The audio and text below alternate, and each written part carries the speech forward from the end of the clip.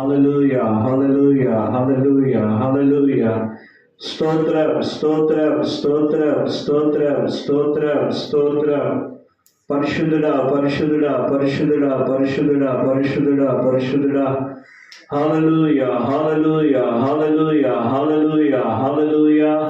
నాయనా, ఈ యొక్క పునరుద్ధానపు ఆరాధనలో మా నారాయణక సంఘము పెంతెకోస్తు మందిరములో మమ్మల్ని మీరు నిలవబెట్టి నేను ఆరాధించడానికి స్తుతించడానికి ఇచ్చిన ఈ మంచి భాగ్యమును బట్టి వందనాలు.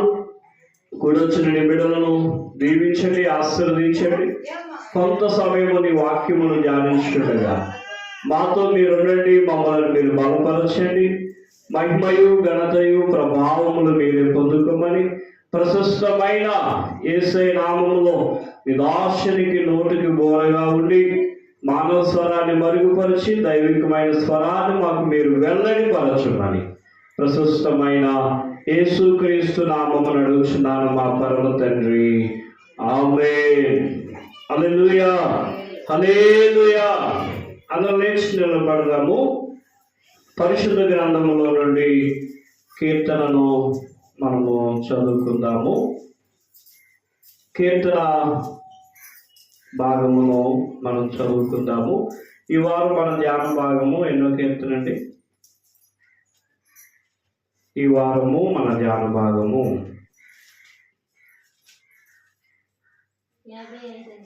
55వ కీర్తన. మన ధ్యాన భాగము 55వ కీర్తన. దేవుడు లేడని బుద్ధిహీనులు తమ హృదయములు అనుకొందురు. చెప్పండి. దేవుడు లేడని బుద్ధిహీనులు తమ హృదయములో అనుకొందురు. వారు చెడిపోయిన వారు అసహ్య కార్యములు చేయుదురు. మేలు చేయవాడు ఒక్కడునూ లేడు. వివేకము కలిగి దేవుని వెతుకువారు కలరేమో అని దేవుడు ఆకాశము నుండి చూసి నరులను పరిశీలించెను. వారందరూ దారి తొలగి బొత్తిగా చెడి ఉన్నారు. ఒకడును తప్పకుండా అందరూ చెడి ఉన్నారు. మేలు చేయవారు ఎవరునూ లేరు, ఒక్కడైనను లేడు. దేవునికి ప్రార్థన చేయక ఆహారం మృంగినట్లుగా నా ప్రజలను మృంగు. పాపాత్ములకు తెలివి లేదా? భయంకరము లేని చోట వారు భయంకరాతులైరి. నన్ను ముట్టుడు వేయువారి ఎముకలను దేవుడు చెదరగొట్టి ఉన్నాడు. దేవుడు వారిని ఉపేక్షించను గనక నీవు వారిని సిగ్గుపరిచితివి. సియోనులో నుండి ఇశ్రాయేలీయులకు రక్షణ కలుగునుగాక. దేవుడు చెరలోనున్న తన ప్రజలను రప్పించినప్పుడు యాకోబు హర్షించును, ఇశ్రాయేలు సంతోషించును. దేవుడి పరిశుద్ధ వాక్యం మనందరి వెనుకలో దీవించునుగాక. ఆమేన్. ఆరాధన చేసుకుందాం. జస్ట్ ఒక 2 నిమిషాలు మౌనంగా ఉందాం. మాతో మాట్లాడండి ప్రభువా. నీవు మాట్లాడితే మేము బ్రతుకుతాం. నీ కృప చాటున మమ్మలను మీరు భద్రపరిచి నడిపించమని ప్రార్థిస్తా ఉన్నాం. నిన్నే నిన్నే నీ కొలుతునయా, నీవే నీవే నా రాజువయ్యా. నిన్నే నిన్నే నీ కొలుతునయా, నీవే నీవే నా రాజువయ్యా. యేసయ్యా యేసయ్యా యేసయ్యా యేసయ్యా యేసయ్యా యేసయ్యా. నిన్నే నిన్నే నీ కొలుతునయా, నీవే నీవే నా రాజువయ్యా. కొండలలో లోయలలో అడవులలో ఎడారులలో, కొండలలో లోయలలో అడవులలో ఎడారులలో నన్ను గమనించువాడెవడు? గమనించినావా, నన్ను నడిపించినావా, నన్ను గమనించినావా, నన్ను నడిపించినావా.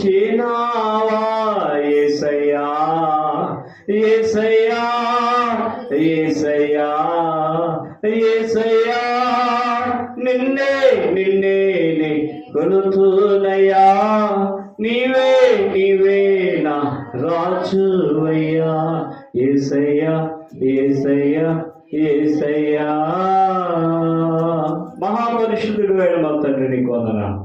నిరాశను మరుగుపరిచి, మానవ స్వరాన్ని మరుగుపరిచి, దైవికమైన స్వరంతో మాతో మాట్లాడండి. ఈ కూడిక అయ్యా, ఇప్పుడు తాను ఆరాధన ఆది నుండి అంశం వరకు మీరే అధ్యక్షత వహించి నడిపించమని యేసయ్య నామమున అడుగుచున్నాను మా పరమ తండ్రి, ఆమేన్. ఆయన ప్రసన్నతలో కూర్చుందామండి. దేవుని పరిశుద్ధ నామమునకు కూడొచ్చిన మీ అందరికీ ప్రత్యేకమైన వందనాలు. పరిశుద్ధ గ్రంథములో 53వ కీర్తన 1 నుండి 6 వచనాలు మనం చదువుకున్నాము. ఇక్కడ ఉన్నటువంటి ఈ పరిశుద్ధ లేఖనములో దేవుడి మాట ఏమని సెలవిస్తుందంటే, మరి దేవుడు లేడని బుద్ధిహీనులు తమ హృదయంలో అనుకుంటున్నారు, వారు చెడిపోయిన వారు అసహ్య కార్యములు చేయుదురు, మేలు చేయవాడు ఒకడును లేడు అని ఇక్కడ దేవుని వాక్యం సెలవిస్తూ ఉంది. దావీదు కొన్ని కీర్తనలు రచించినప్పుడు ఆయా సందర్భాలలో ఉన్న విషయాలు, దేవుడు దావీదుకి బయలుపరిచిన విషయాలు ఆయన చెబుతా ఉన్నాడు.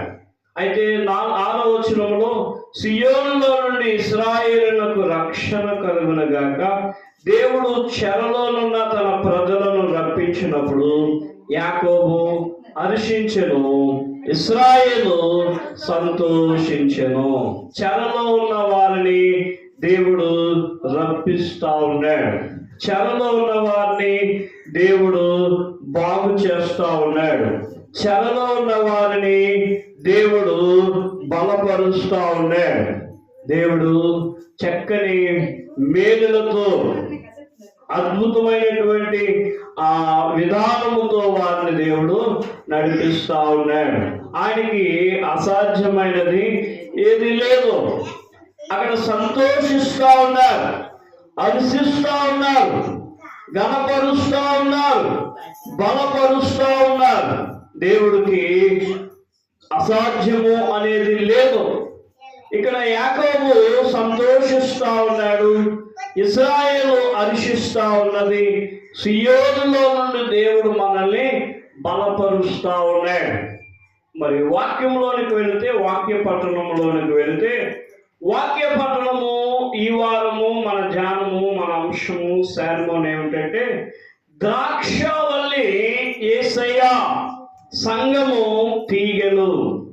ద్రాక్షవల్లి యేసు ప్రభువారిని పోలి ఉన్నది, సంఘము తీగలను పోలి ఉన్నది.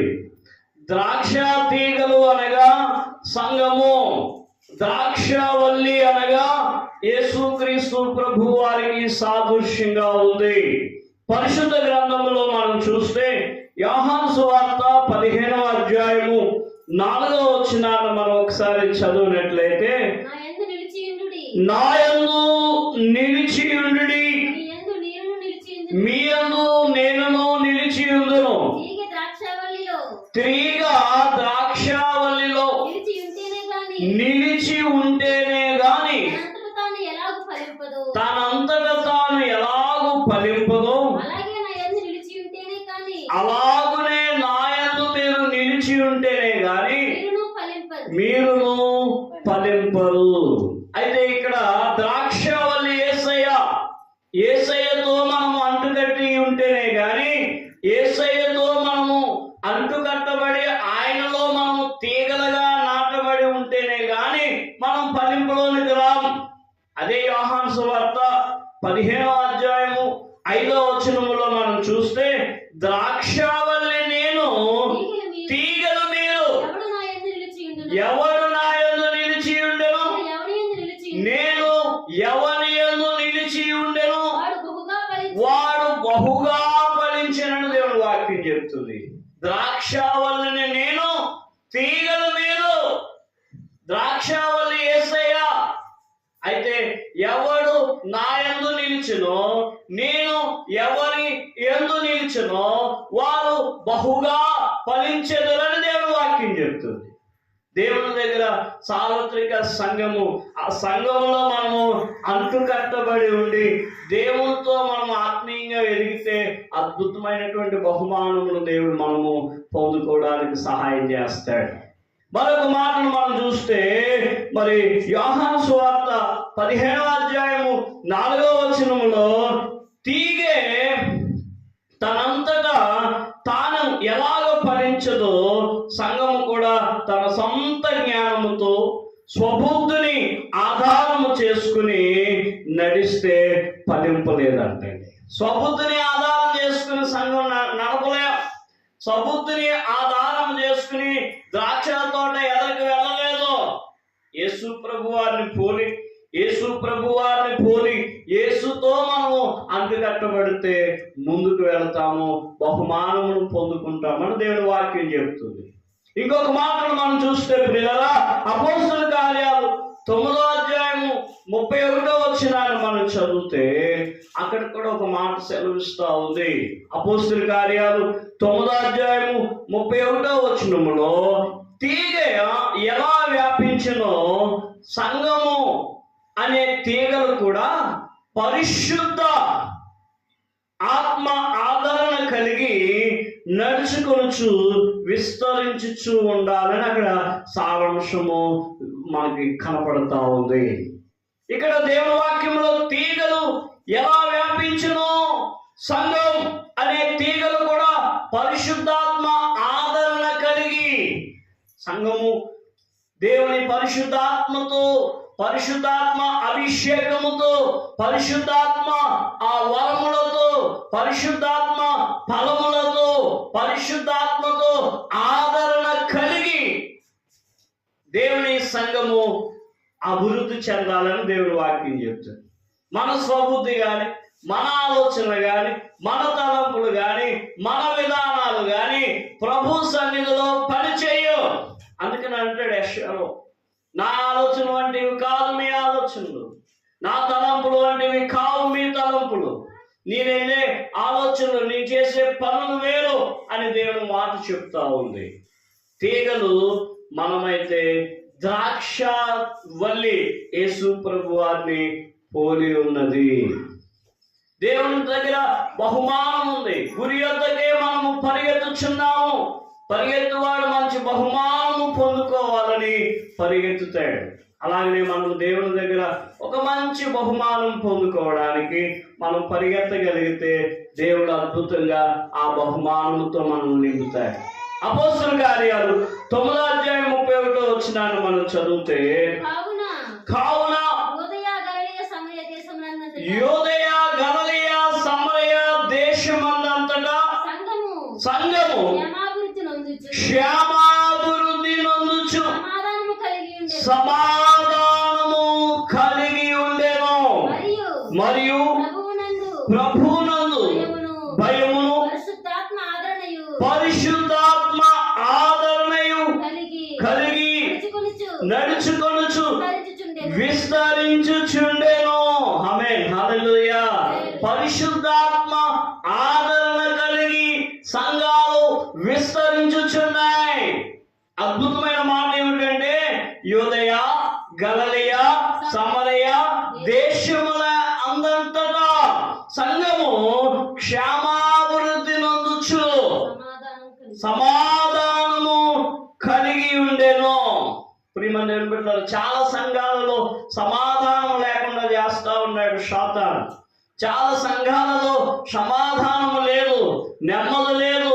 సంఘాలలో ఎంతో సమాధానముగా ఉండి క్షేమాభివృద్ధి పొందుకుని ముందుకు వెళ్ళవలసిన సంఘము పరిశుద్ధాత్మ ఆదరణ లేక గాలి సముద్రపు అలలకు కొట్టబడినట్లుగా కొట్టబడుతా ఉన్నాయి నేటి సంఘాలు. అయితే ఇక్కడ మనము యూదయ గలిలయ సమరయ దేశముల యొక్క సంఘాలను మనం చూస్తే అవి పరిశుద్ధాత్మ ఆదరణ పొందుకొని క్షేమాభివృద్ధి నొందుచు సమాధానము కలిగి మరియు ప్రభునందు భయమును పరిశుద్ధాత్మ ఆదరణ కలిగి ఉన్నాయంటే, నేటి సంఘాల్లో భయం లేదండి, నేటి సంఘాల్లో దైవభక్తి లేదండి, నేటి సంఘాల్లో దేవుని యొక్క దైవ భయము అనేది లేదు. అందుకనే దేవుని వాక్యం చెప్తుంది, మనము ఫలించాలన్నా, మనము అభివృద్ధి పొందాలన్నా ద్రాక్ష చెట్టును పోలి ఉన్న యేసయ్యను మనము వెంబడించాలి. యేసు ప్రభు వారిని వెంబడించిన వాళ్ళనే కదండి ఏమండి, నీ నావను దరికి లోనికి నడిపించి లోతులకు నడిపించనగానే యేసయ్య మాట వినే కదా లోతుకు నడిపించారు. నేటికి మరి వారు ఎంతో కష్టపడ్డారు, అయినా కూడా యేసు ప్రభు వారితో చెప్తున్నారు, నీ మాట చొప్పున మా నావ లోనికి నడుపుతున్నాము, నీ మాట చొప్పున మా యొక్క పడవ లోపలికి పంపుతున్నాము. దేవుని మాట చొప్పున వాళ్ళు వల విసిరారంట, దేవుని మాట చొప్పున వారు వల విసిరారంట. విస్తారమైన చేపలు పడ్డాయి, విస్తారమైన చేపలు పడ్డాయి. ప్రియమైన దేవుని బిడ్డలారా, వాళ్ళ దోణి నిండిపోయింది. అప్పుడు ఏం చేస్తున్నారో తెలుసా, ఆ ఇరుగు పొరుగు వారు పక్క పక్కన ఉన్న నావలన్నీ పిలిచి వీరి దగ్గర ఉన్న ఆశీర్వాదము ఆ పడవలోనికి ఇస్తా ఉన్నారు. తర్వాత ఏం చేశారో తెలుసా, వాళ్ళు మేము మనుషుల పట్టు జాలరులుగా మారిపోతామన్నారు. అప్పుడు దాకా వాళ్ళు ఏం చేశారు, సముద్రంలో చేపలు పట్టుకున్నారు. ఎప్పుడైతే దేవునికి లోబడ్డారు, ఎప్పుడైతే దేవుని పరిశుద్ధాత్మ ఆదరణ పొందారో మేము మనుషులు పట్టే జాలలుగా మారిపోతాం. మనుషులకి దేవుని సువార్త ప్రకటిస్తామని వారు ప్రభువుని వెంబడించటము మొదలు పెట్టారు. లోకాన్ని, లోక ఆశలను విడిచిపెట్టి ప్రభు యొక్క తీర్మానము, ప్రభు యొక్క గురి వారు కలిగి ప్రయాణం చేస్తూ మొదలు పెట్టారు. ప్రియమైన బిడ్డలారా, దేవుని యొక్క కృప గొప్పది, దేవుడు అద్భుతాలు చేయగలిగిన దేవుడు. మరి ఈ ప్రసంగం ద్వారా మీరు ఆశీర్వాదం పొందుతున్నారని నమ్ముచున్నాను.